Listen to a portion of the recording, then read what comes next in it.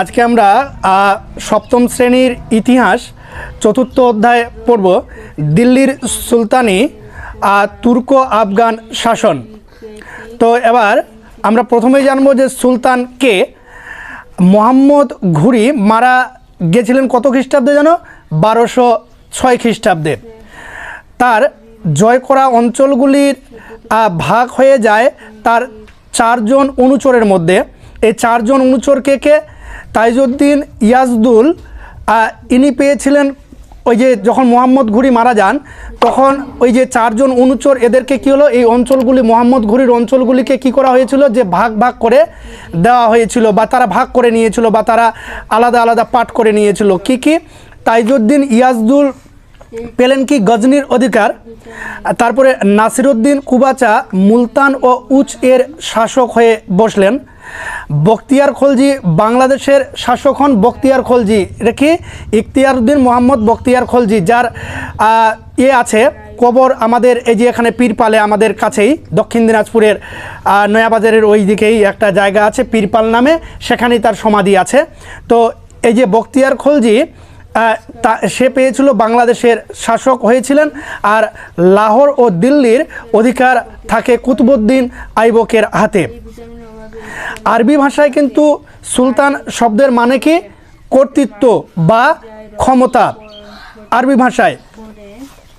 এবার খলিফা ও সুলতানের সম্পর্ক কি? খলিফাই বা কি আর সুলতানের খলিফার সঙ্গে সুলতানের খলিফা হচ্ছে এমন একটা জিনিস যে খলিফা হচ্ছে মুসলিম জগতের মুসলিম সমাজের একজন কি প্রধান মাথা, তার কথায় মুসলিম সমাজ মেনে চলবে। তো খলিফা ও সুলতানের সম্পর্ক। হজরত মুহাম্মদের মৃত্যুর পর থেকে ইসলামীয় জগতের প্রধান শাসক ছিলেন খলিফা। আমরা জানি যে হজরত মুহাম্মদ সাল্লাল্লাহু আলাইহি সাল্লাম উনি যখন বেঁচে ছিলেন তো উনার সবাই উনাকে ফলো করতো, তারপরে উনার কথা মতো সমস্ত ইসলাম জগৎ চলতো। তারপর হজরত মুহাম্মদ যখন মারা গেলেন তখন তো কাউকে তো আসতে হবে। তো হজরত মুহাম্মদের মৃত্যুর পর থেকে ইসলামীয় জগতে প্রধান শাসক ছিলেন কে? খলিফা। খলিফার কথাই শেষ কথা। খলিফা আবার ধর্মগুরুও কিন্তু বটে।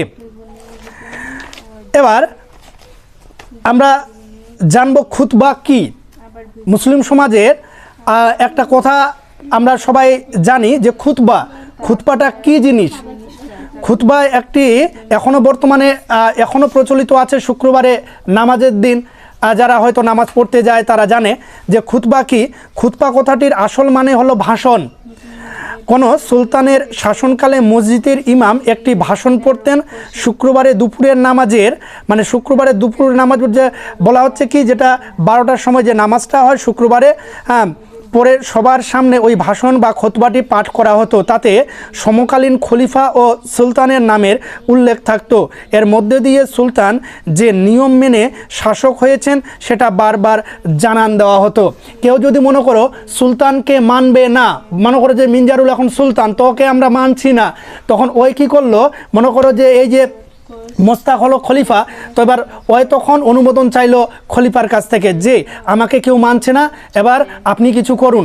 এ যদি লিখিত দিত যে হ্যাঁ আজ থেকে মিনজারুল কি সুলতান, তাহলে আমাদের বা গোটা মুসলিম সমাজ কি মানতে হতো, মুসলিম সমাজকে মেনে নিতে হতো, কারণ এ অনুমোদন দিয়েছে, কারণ একে তো আমরা খলিফাকে সবাই মানে।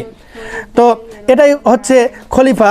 এরপরে আবার কি হলো যে কুতুবউদ্দিনের জামাই ইলতুৎমিশ আবার সুলতান হয়েছিলেন কুতুবউদ্দিনের মৃত্যুর পর। এই যে আমরা বললাম যে একটু আগে যে খলিফার অনুমোদন ছাড়া কিন্তু সুলতান হওয়া যায় না, কিন্তু কুতুবউদ্দিনের জামাই যখন সুলতান হলেন তাকে কিন্তু কেউ মেনে নিচ্ছিল না, কারণ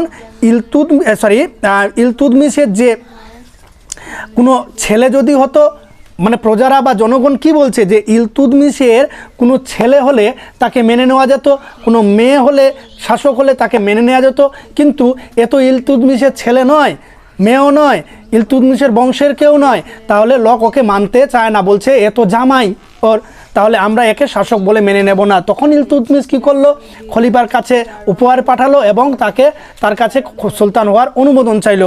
এর ফলে ইলতুৎমিশ কী হয়েছিল, সুলতান হয়েছিল। ইলতুৎমিশ খলিফার থেকে অনুমোদন পেয়েছিলেন কত খ্রিস্টাব্দে পেয়েছিলেন? 1229 খ্রিস্টাব্দে। ইলতুৎমিশের সময় দিল্লির সুলতানির সামনে প্রধান তিনটি সমস্যা ছিল। প্রথমত, কিভাবে সাম্রাজ্যের মধ্যে বিদ্রোহী শক্তিকে দমন করা যাবে। দ্বিতীয়ত, কিভাবে মধ্য এশিয়ার দুর্ধর্ষ মঙ্গল শক্তিকে মোকাবিলা করা যাবে। এবং তৃতীয়ত, কিভাবে সুলতানিতে একটি রাজবংশ তৈরি করা যাবে। ইলতুৎমিশের সার্থক উত্তরাধিকারী কে ছিলেন? আমরা সবাই জানি ইলতুৎমিশের সার্থক উত্তরাধিকারী, যখন ইলতুৎমিশেরও অনেক ছেলে মেয়ে ছিল, কিন্তু তার মধ্যে সার্থক উত্তরাধিকারী যাকে যে যোগ্য ছিল সে কে? সুলতানা রাজিয়া, বা সুলতানা বললে ভুল হবে, সুলতান রাজিয়া। কেন সুলতানা বললে ভুল হবে? আমরা সাধারণত জানি কি যে সুলতানের স্ত্রীকে বলা হয় কি? সুলতানা। কিন্তু এখানে রাজিয়া কোনো সুলতানের স্ত্রী ছিল না, এ ছিল কে? সুলতানের কন্যা। তাই আমরা কিন্তু সুলতানা বলবো না, সুলতানি বলবো। প্রথম ও শেষবার একজন নারী শাসক দিল্লির সিংহাসনে বসেছেন প্রথমবারের জন্যে। হ্যাঁ, তারপরে বসেছে ইন্দিরা গান্ধী নামে একজন দিল্লির সিংহাসনে বসেছে, কিন্তু প্রথমবার দিল্লির সিংহাসনে বসেছে একজন নারী শাসক, তার নাম হচ্ছে কি? সুলতান রাজিয়া। 1240 খ্রিস্টাব্দে সুলতান রাজিয়ার মৃত্যু হয়।